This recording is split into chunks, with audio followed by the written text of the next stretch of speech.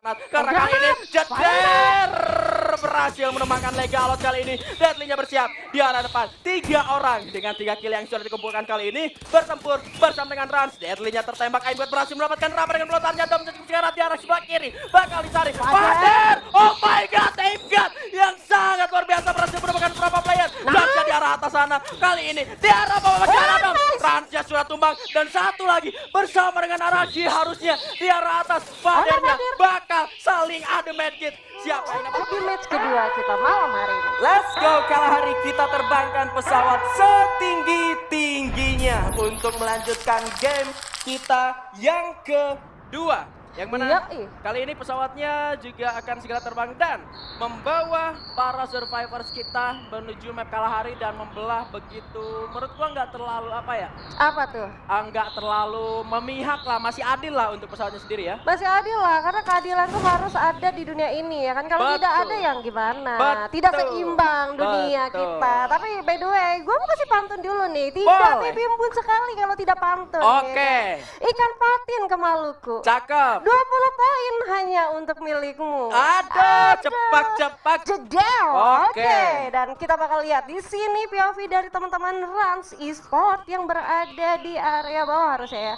Betul, ada di area Santa Santa Catarina. Catarina. Seperti biasanya dan harusnya Rans sendiri ketika misalkan zonanya sudah mulai terlihat di zona pertama, Rans ini sangat kuat kalau mereka bertahan di rumah beton yang ada pos 2.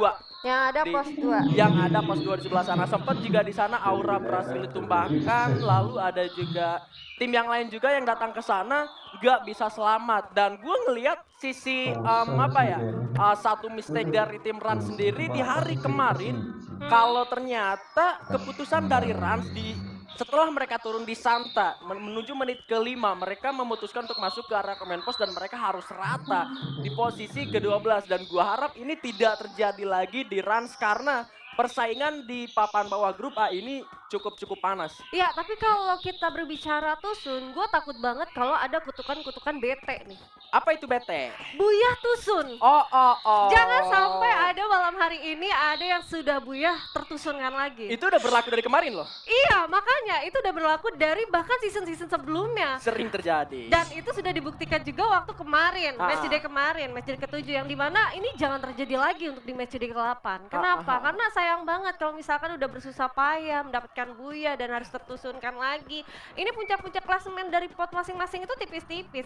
Let's say kita bisa bilang juga tadi Aura mencoba untuk bermain secara objektif. Ya. Dimana dia berhasil masuk ke late game dan itu di-lead sama Kapten Deadly. Betul. Deadly benar-benar di sini bisa membawa teman-teman Aura Esport bermain cukup sabar.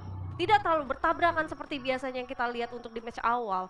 Dan ini satu keunggulan yang dimana Aura sendiri ini bakal perform malam hari ini. Bakal perform di malam hari ini Iya, ya. karena kalau kita lihat juga ya, Bigan, waktu Yap. di match pertama aja dia kehilangan hangar ya, yang dimana hangarnya sendiri itu harusnya RRQ. Dia turun di area Captain. Slide-nya nggak ada Onyx hari ini. Betul.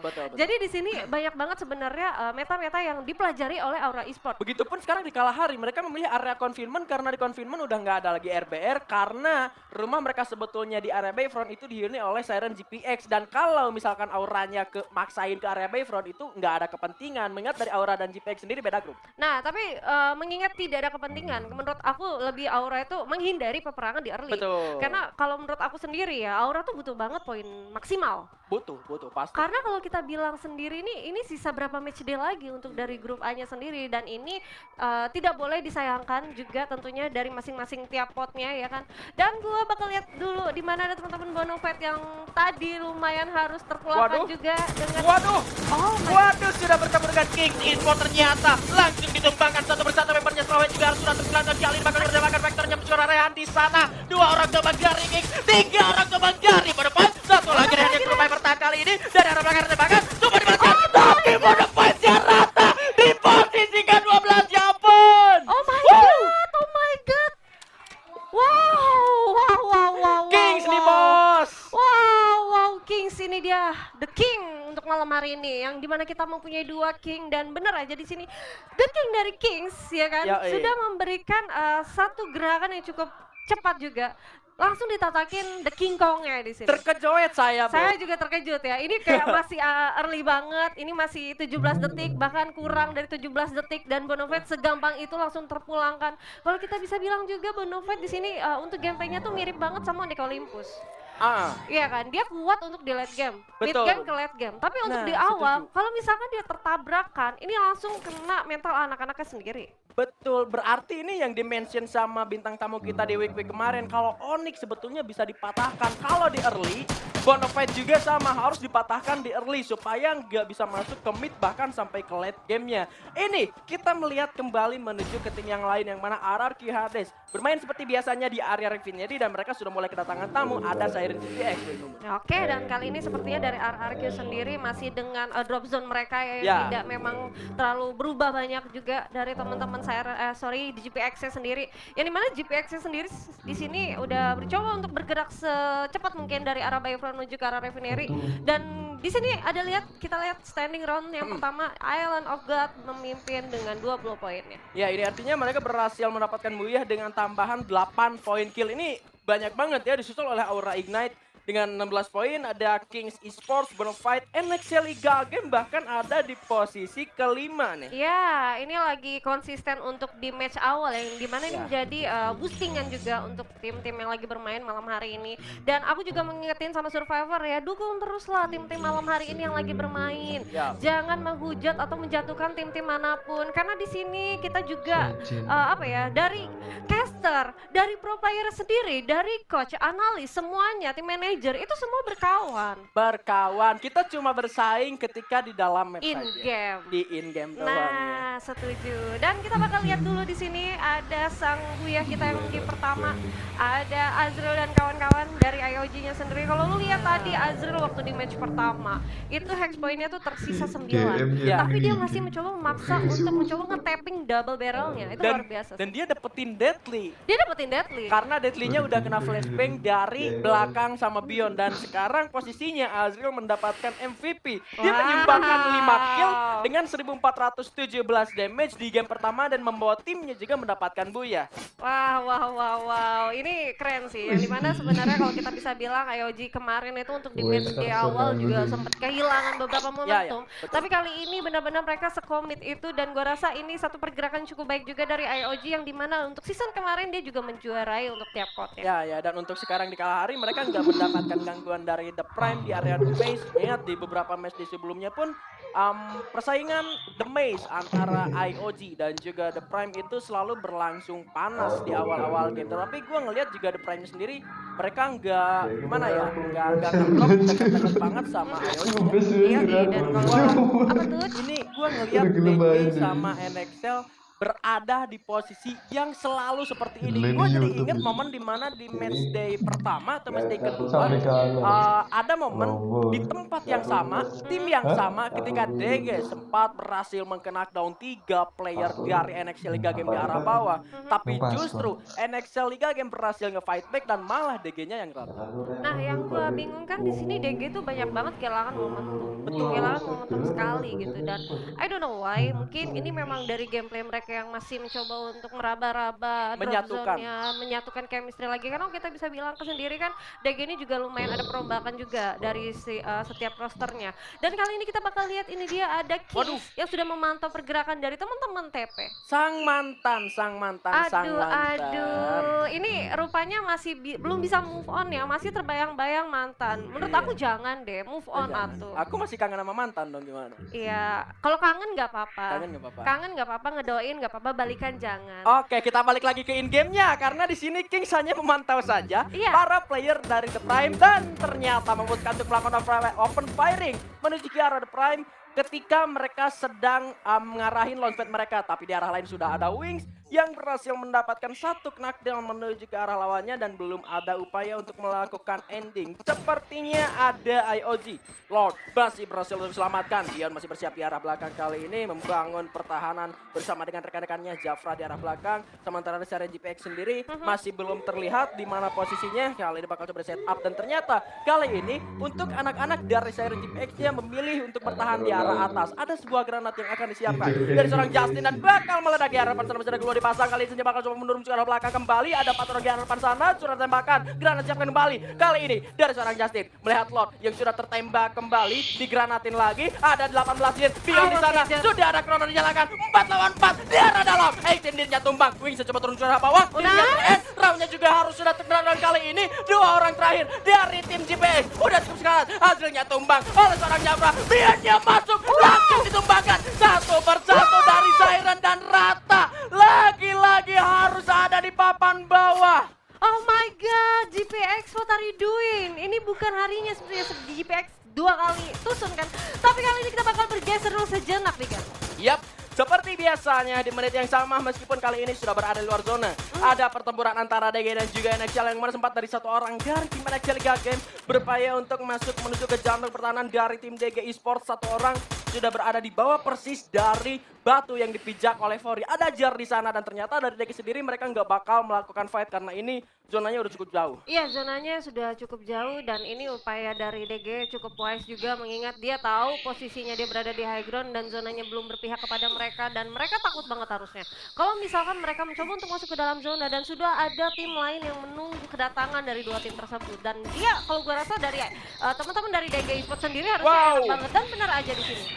Sudah tumbangan satu membernya tapi harus hati-hati karena memang pertempuran mereka berada di luar zona. Faiz langsung melakukan ending aja hingga nggak end, nggak unggul. Sudah ada Abak juga yang bakal coba diarahkan. Coba ditembak terlebih dahulu. Lorinya dari belakang sudah bakalan ledakan dari seorang Abak berhasil melakukan seorang Deadpool. Kibanya kali ini cukup low, ada di luar zona. Cukup kesakitan dan harus tumbang kalau zona kali ini. Faiz juga harus terus melakukan tapi kali ini Rex bakal berhasil habis-habisan dan Rata sudah di posisi ke-10. Tetapi kali ini dari DG Esports mereka nggak bisa tenang karena setelah menang war darah mereka sekarang dan mereka jauh di luar zona. Ya kalau kita bisa bilang juga Abak di sini masih belum mempunyai medkit tapi ternyata ada launchpad juga dan ini keputusan yang sangat bijak juga dari Abak. Hati-hati, untungnya dari komen postnya sendiri tuh masih belum ada bersinggungan dengan tim-tim manapun dan ini keunggulan untuk teman-teman DG Esports yang dimana mereka sudah mendapatkan 3 kill poinnya dan itu yang cukup bagus juga. Benar-benar mereka objektif dulu, mereka nge-split sebisa mungkin dan coba untuk nge-spray ke arah teman-teman dari NXL Liga Game yang dimana NXL Liga Game itu berada masih jauh di luar zona dan gak expect kalau memang mereka ternyata dirasa sama teman-teman DG. Ya, dan bagusnya ternyata spot yang mereka ambil atau yang mereka pilih untuk keluar itu ada launchpad yang ngebuat DG sendiri nggak perlu capek-capek lari untuk masuk ke dalam zona. Kita lihat posisi dari DG sendiri tadi udah ketika beres war, medkitan, looting bentar, langsung pakai launchpad dan masuk ke dalam zona selanjutnya. Meskipun setelah itu zonanya juga udah nyusut kembali, tapi at least mereka lari nggak sambil nggak sambil kegigit sama zona. Iya, dan yang gua tadi paniknya itu adalah teman-teman dari DG itu 2 orang yang kena play zone yang dimana mereka sudah mencoba untuk trading damage, saling trading damage dan langsung syarat. Tapi belum bisa untuk medkitan dan harus tereliminasi, bahkan terkena knockdown oleh zona. Tapi kali ini kita bakal bergeser karena ada teman-teman dari dan juga IOJ. Udah terkena dan kali ini seorang Lord dan bakal coba di ending. Tapi bakal ada granat juga dari seorang Dian yang kali ini bakal menyulitkan juga pergerakan dari Ses Alpha Inc. Belum di ending tapi sudah mulai masuk Noten kali ini dengan jumpbacknya masuk. Pionnya juga harus tertumbang, 2 orang terkena Azrael juga tumbang. Siapa menjadi orang terakhir kali ini yang bertahan untuk IOG? Double picture sudah masuk dan terending. IOG-nya juga tumbang. Abis Buya terbitlah tusun. Iya, tapi belum tusun banget juga sih karena ini masih hashtag 9 ya, masih is okay lah ya.